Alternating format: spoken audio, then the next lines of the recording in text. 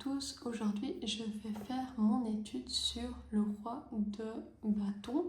Donc si vous voulez aussi étudier de votre côté le roi de bâton, c'est la bonne vidéo pour vous.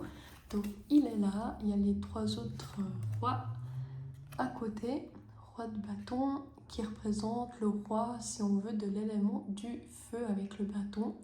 Donc on va voir un peu ce qu'il représente parce que j'avais envie de faire cette vidéo parce que les cartes de cours en général c'est les cartes où on a le plus de mal à comprendre comment elles fonctionnent un petit peu parce que ça représente aussi des personnalités. Donc voilà, j'ai aussi un tarot, c'est une copie. Moi je croyais que c'était l'original mais il n'était pas vraiment très cher, j'aurais dû me méfier. Et puis on a des petits mots-clés. Alors comment il s'appelle déjà? J'ai vu l'original, il est vraiment indépendant puis il est assez cher. Je crois qu'il est du Canada donc je suis pas sûre, ou bien d'Amérique. Mais Lucid Dreams. Et puis je crois que c'est pas marqué de qui c'est. Il ressemble à ça. Donc ça c'est la boîte d'Amazon, pas cher du tout, mais en vrai les cartes elles sont de très bonne qualité. Et puis je vous le recommande, il a l'air très beau. Je crois qu'il est à peu près 80 francs, peut-être un peu moins. Donc voilà, c'est un certain prix. Là, il y a des petits mots-clés, c'est pour apprendre le tarot aussi. C'est en plus, mais on ne les voit pas très bien parce qu'ils sont en blanc. Et puis on a aussi la carte pour l'envers. Donc on va voir ça. Je commence à réfléchir si je vais pas aussi apprendre les cartes à l'envers, le faire, mais pour l'instant je le fais pas. Donc là, j'ai mon nouveau petit livre. En fait, il est pas nouveau, ça fait pile une année que je l'ai. Je crois que j'en ai fait une review quand je l'avais acheté avec mes autres livres sur la sorcellerie. Donc c'est un livre comme ça, vierge. Et je pensais le consacrer à chaque carte du tarot. J'ai un peu noté des choses sur un autre carnet, voilà, des notes. Mais j'ai jamais mis vraiment au propre tout ça, donc je vais le faire maintenant. Et je vais commencer avec le roi de bâton. J'avais envie de commencer avec les rois. Et puis je vais commencer avec vous ce livre sur tous les rois. Et peut-être quelques autres de cours, on verra. Peut-être je ferai toutes les reines et tous les valets. Mais après, je ne vais pas rentrer dans les détails sur toutes les cartes. Voilà. Donc là, je vais faire une petite carte que je vais peindre.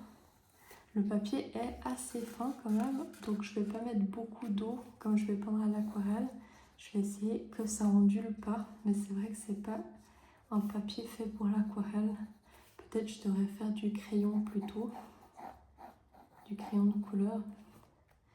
J'ai assez envie de faire mon aquarelle, donc si vous faites de la peinture, faites vraiment avec peu d'eau, ou bien à l'acrylique peut-être. Ou par exemple du pastel là-dessus, ça peut être très bien, je pense. J'ai pris plusieurs de mes livres ici. Et déjà, je vais voir mes notes. Alors, je vais noter roi de bâton. Je suis partie un peu dans quelque chose de créatif. Donc, ça prend du temps. C'est vrai que le roi de bâton, il est un peu roux parce que comme on est avec les éléments du feu, souvent ça représente un signe de feu, Sagittaire, Bélier, Lion. Et puis on dit que ça peut être des personnes rousses. Donc bon, moi je pense pas à ça, mais c'est vrai que c'est quelque chose qui revient dans les traits physiques, en plus des traits de caractère, qu'il est tout feu, tout flamme, passionné, etc. Ça peut être des personnes avec des traits d'éléments du feu, un peu passionnés comme ça. Après, on le dit souvent, mais je pense qu'on ne le met pas trop en pratique que un roi, ça peut aussi être une femme dans la vraie vie. Comme de votre entourage d'une femme, alors que le caractère, c'est un roi qui est plutôt young quand même. Et c'est vrai que moi, quand je vois qu'il y a un roi, souvent, c'est pas forcément moi qui est représenté.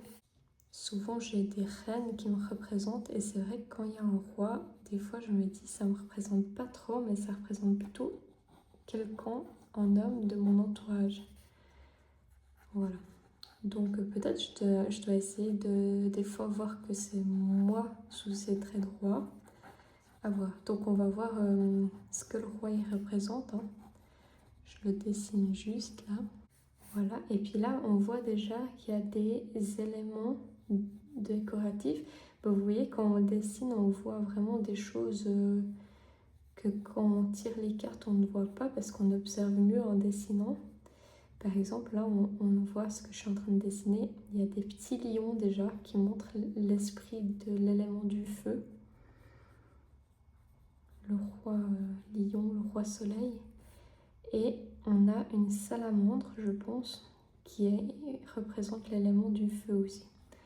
D'ailleurs, je crois que j'avais regardé pourquoi. Parce que pour moi, la salamandre, elle est assez humide. J'en ai déjà vu en Suisse, en montagne.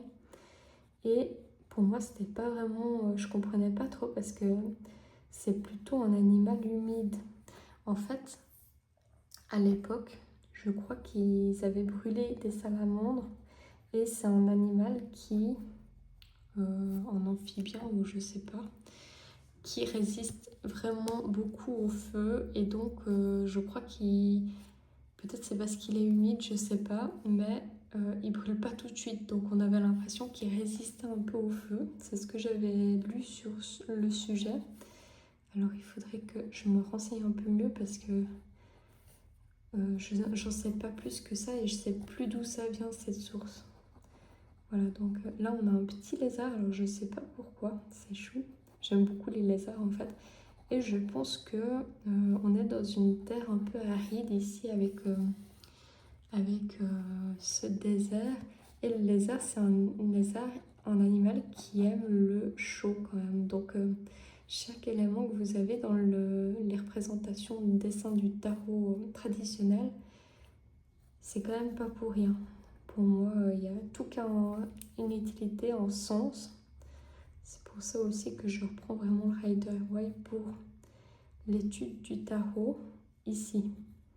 Après, c'est vrai que si vous utilisez le Marseille, les cours sont illustrés aussi. Et c'est vrai que je connais beaucoup moins le Marseille. Donc, peut-être certains ils trouvent que c'est encore plus révélateur, plus précis. Voilà, moi je trouve que c'est plus joli d'un côté les illustrations du Rider-Waite et puis l'effet de plein d'illustrateurs différents qu'on fait. Il y a plus de choix que d'avoir tout le temps les mêmes arcades pas très originales illustrées. Sur mes petites notes, j'avais mis que le roi. Alors j'ai mis personnage, homme du monde qui a voyagé. Un travailleur indépendant, ça peut être un chef d'entreprise, un consultant freelance. C'est un homme sage, très exigeant envers soi-même. Ne juge personne sur ses croyances et origines. Partenaire amoureux, il est passionné et communicatif. Dans les signes astrologiques, j'ai retrouvé le lion, comme je vous disais, mais il y a le cancer apparemment. Alors pourquoi? Je ne sais pas, il faudrait faire des recherches. Et dans les chakras, on a le chakra sacré qui est assez logique parce qu'on est dans des couleurs un peu orangées. La gorge, pour la communication, je sais pas s'il communique beaucoup le... Oui, il dit qu'il est communicatif. Et puis intuition, troisième œil, créativité, intuition, communication, un homme honorable. Bon, je crois que ça va prendre quelques pages quand même parce que je pensais prendre 2 pages à chaque fois, mais avec tout ce que j'ai à écrire. Bon, après, c'est de faire quand même une sorte de résumé, de pas... parce que le but, c'est de pouvoir m'y retrouver facilement et pas de lire un roman à chaque fois que je veux m'y référer. Ses vocations, on a vu, c'est les affaires de toutes sortes au final, la gestion.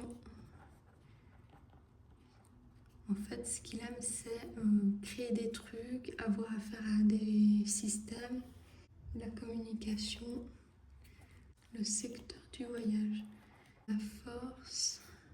On pourrait mettre qu'il est courageux aussi. L'individualité, il est plutôt pas conformiste, donc il fait un peu à sa façon et il juge pas les autres apparemment. Un travailleur indépendant, un chef d'entreprise. Donc ça vient de ce livre-là, Le Grand Guide du Tarot, que je vais présenter. Et puis un peu plus tard, c'est celui-là. Et j'aimerais voir ça. J'aimerais voir sur le petit livre de la magie verte, le petit guide avec le tarot, ce qu'ils disent dessus. Comme ça étoffe un petit peu mes repères. Et puis là, on était sur ses vocations. Plutôt donc le travail pour lui, qu'est-ce que ça serait? Et là, on est sur qui c'est? C'est un homme sage, très exigeant. Ça peut être un patron passionné, vous voyez, qui a créé sa propre entreprise et donc il est exigeant parce que ce qu'il crée, ça lui tient vraiment à cœur. C'est pas une entreprise froide ou voilà, c'est son bébé un peu. Exigeant envers soi-même, mais aussi envers les autres, j'imagine. Mais je vais mettre envers soi-même. Soi-même. Alors, plus vous connaissez un peu les cartes, et plus ça vous étoffe pour des connaissances. Et après, vous pouvez faire aussi à votre intuition, à votre sauce, en déduisant un peu, en comprenant comment est ce personnage. De plus en plus, vous pouvez lui attribuer d'autres choses.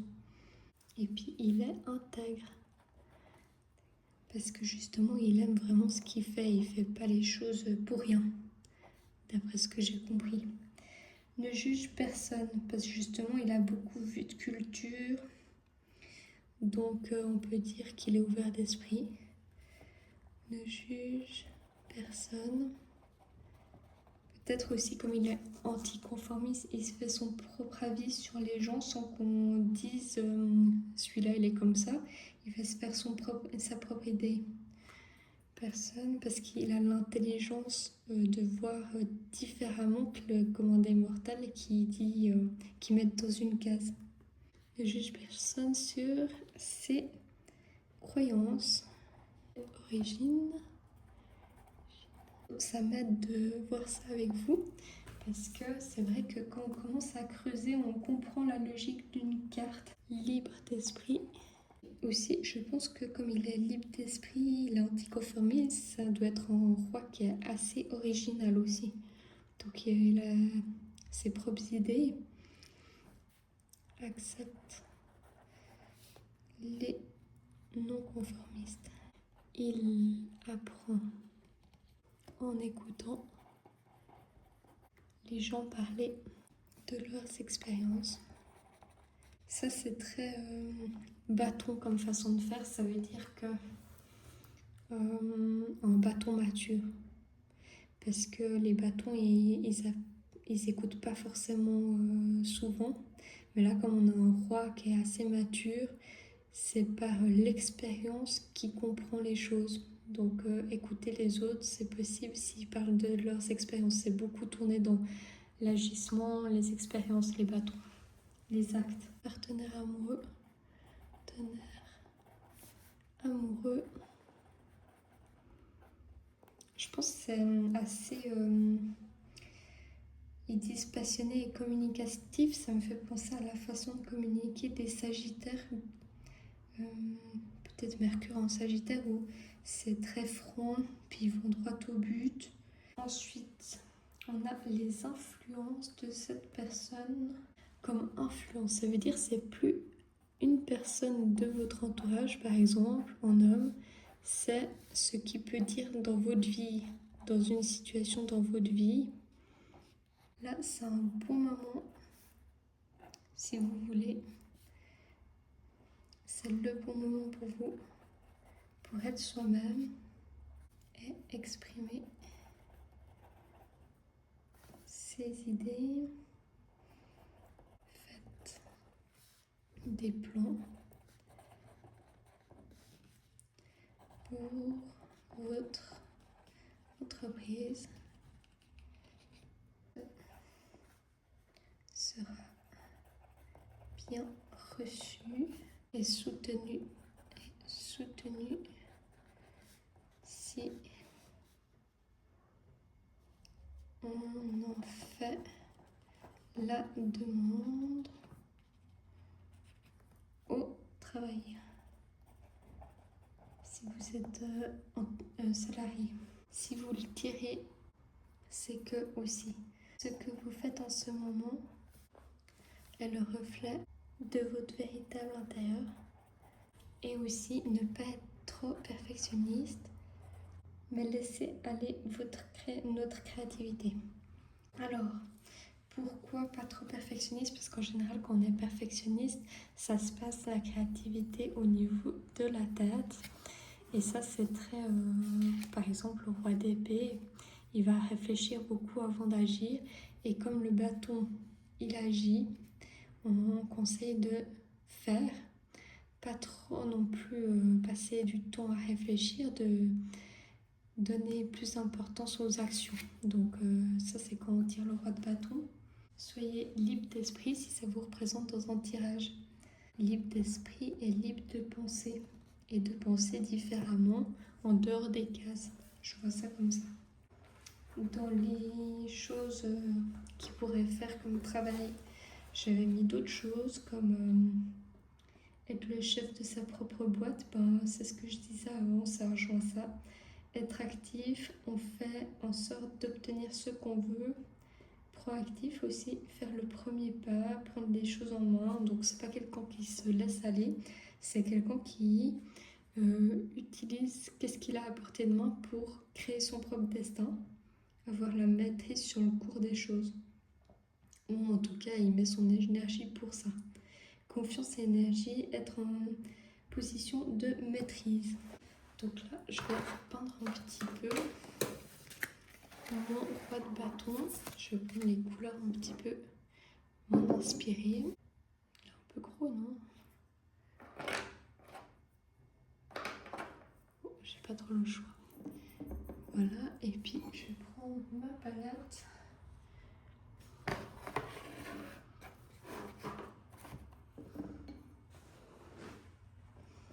Et on va préparer les mélanges. Donc là, je prends du orange et du jaune qui me reste un petit peu. Voilà. Et je vais un peu peindre comme ça.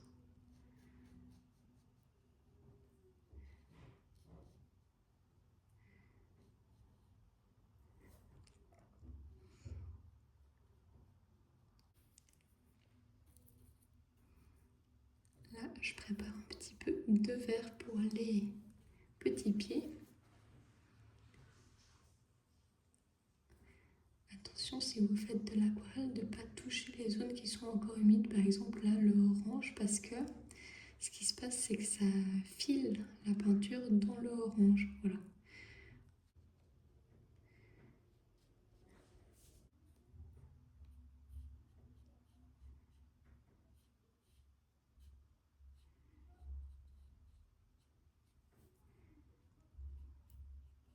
Et puis, c'est vrai que c'est une technique assez compliquée. On croit qu'elle est plutôt facile parce qu'on pense que les enfants, ils font ça à l'école, etc. C'est une technique qui est assez difficile à maîtriser en fait. Et c'est vrai que ça prend un petit peu de temps. Donc, il ne faut pas vous décourager si vous n'arrivez pas tout de suite. Puis, il y a quand même pas mal de tutos sur Internet. Si vous voulez vraiment apprendre, vous pouvez. Et puis apprendre de soi-même, c'est possible aussi. Après, c'est vrai que quand on prend des cours, on avance des fois plus vite parce que ça nous empêche de faire des erreurs qu'on aurait fait tout seul, puis qu'on aurait gardé pendant un certain temps sans se corriger, sans savoir que y a une méthode plus simple pour faire, ou bien, vous voyez ce que je veux dire. Je vais mettre de l'ocre. L'ocre, c'est un jaune blé, un petit peu sale. D'ailleurs, j'ai mis un peu trop d'eau. Et puis, on a dit pas trop d'eau parce qu'on veut pas que ça ondule le papier. Et puis, vous voyez là, j'ai laissé 2 pages parce que peut-être que je vais faire quelque chose avec ces 2 pages. Et là, on voit un petit peu que ça. On voit pas vraiment, mais moi, je le vois. Voilà, ça fait un peu un relief, ce qui est un peu inévitable quand même, avec un papier fin. Mais écoutez, je voulais vraiment prendre ce carnet pour le tarot. J'avais décidé que c'était celui-là qu'il me fallait, que je voulais, et je l'utilise maintenant.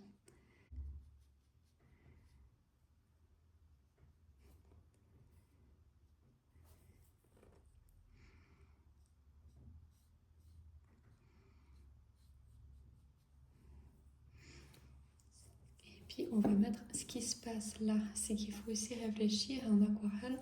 On va faire les couches plus claires et après on va faire le plus foncé. Donc si d'habitude on réfléchit plutôt comme ça, on voit du noir ici, les salamandres et les dragons, on va les peindre en noir et au final, comment on met le jaune, le noir il va prendre le jaune, ça va faire un truc vraiment pas très esthétique.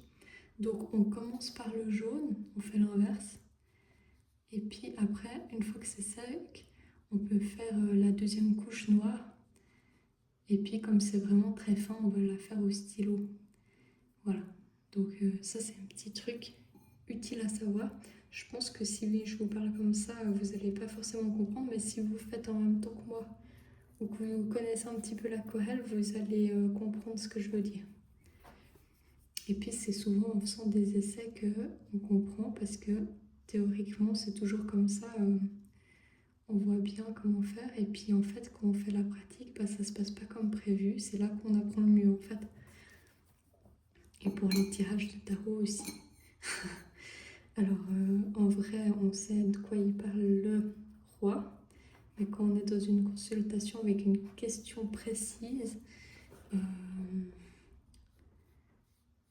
ça va être différent sur le terrain, vous voyez. Là, je fais un peu le fond, quoiqu'il est beaucoup plus pâle, mais bon.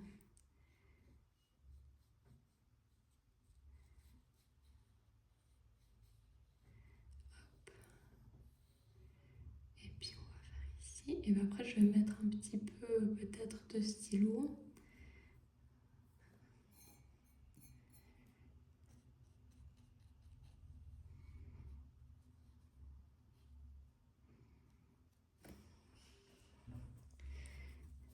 Puis là, on va faire un peu en couleur de peau. Alors, couleur de peau, c'est une couleur un peu délicate à faire parce qu'il faut un petit peu de rose et un petit peu de jaune. Et il faut diluer. Donc, souvent, on fait des couleurs de peau trop foncées. Voilà. Alors là, il n'est pas assez foncé. J'ai remarqué que souvent, les bâtons, je ne sais pas si vous avez aussi remarqué, mais en tout cas, dans les derniers tarots, j'ai remarqué qu'ils étaient souvent des Africains, des personnages de couleur, parce que je pense qu'il y a ce côté chaud du feu, donc peut-être que c'est pour ça qu'on les représente souvent de couleur plutôt foncée. Je ne sais pas ce que vous en pensez. Voilà, là je vais mettre un petit peu des petites feuilles. Comme ça.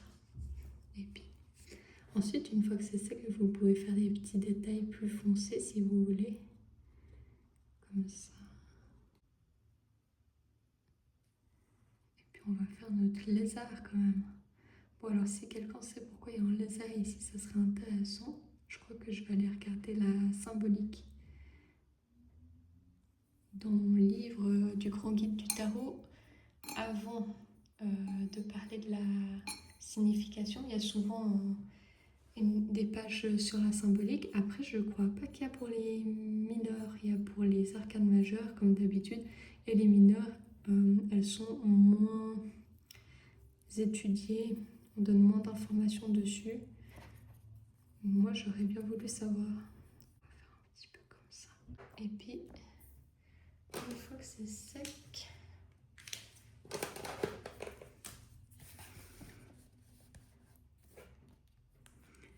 on va pouvoir faire des petits trucs comme ça.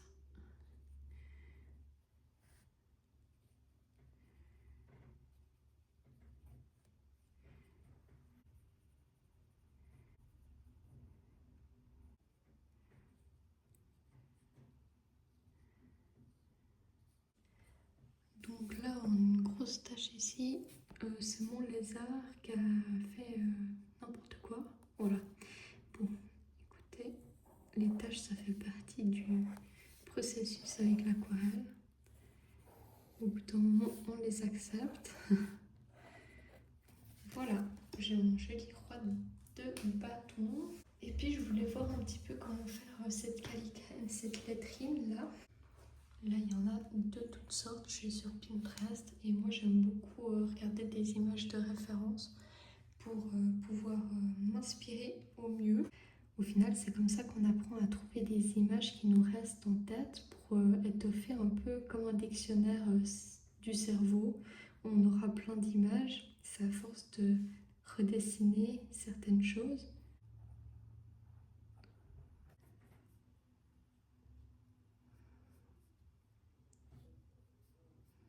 Bon, là, je suis obligée d'attendre un petit peu que ça sèche. En attendant, je vais vous lire le roi de baguette, le tarot de la magie verte. Alors, si vous l'avez en carte inversée, par exemple, alors ça pourrait être quelqu'un qui devient un peu dogmatique, avec, je pense, un ego un petit peu mal placé, critique, action irréfléchie, délibération difficile. Quelqu'un qui devient égocentrique, je pense aussi. C'est pas noté, mais j'imagine que c'est un peu ça. Ça peut être en avancement dans les carrières ou les études, ou bien un conseil, un cursus amenant quelqu'un à terminer avec succès ses études ou à atteindre ses buts. Cela montre que la coopération professionnelle permet de tirer les meilleurs résultats d'une expérience ou d'une carrière. Étant sûre d'elle et sincère, la personne peut représenter des idées innovantes à tester et à faire accepter aux autres. Le succès, je pense aussi qu'il y a un certain succès parce qu'il teste des nouvelles choses et puis le bâton, il va de l'avant toujours, même quand il y a des difficultés. Donc effectivement, ça peut apporter du succès. Est-ce que mon jaune, il a séché? Oui, c'est bon. Alors on va faire la suite. Par contre là je vais prendre un petit pinceau. Quand vous faites des choses fines, prenez un plus petit pinceau. Ça paraît logique, hein, mais des fois on ne change pas trop notre taille. Puis si vous peignez plus grand, bah alors là vous pouvez vraiment adapter avec des gros pinceaux. Donc si vous achetez de l'aquarelle, prenez pas 1000 pinceaux parce que ça coûte cher. Prenez peut-être 2 tailles différentes, vraiment très différentes. En moyen comme celui d'avant. Et puis en tout petit. Et si vous peignez grand, ou vous faites des ciels, des grands ciels, là vous pouvez prendre un plus grand pinceau. Après, plus votre pinceau est gros, plus ça coûte cher. Et puis, je vous conseille de prendre des petits gris. Ça, c'est un autre sujet. Normalement, moi, je ne devais pas vous parler de matériel de peinture. Mais je me suis un peu laissée prendre par ma passion.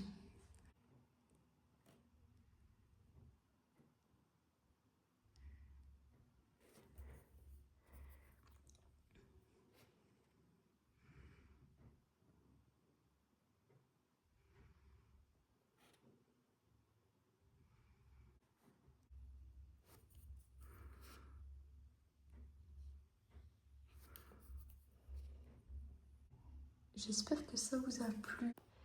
Voilà le résultat final. Il me reste pas mal de texte pour étoffer par moi-même, mais là, la vidéo, elle va vraiment être un peu longue, donc je m'arrête ici. Et on se retrouve pour le prochain roi la semaine prochaine sûrement. À bientôt.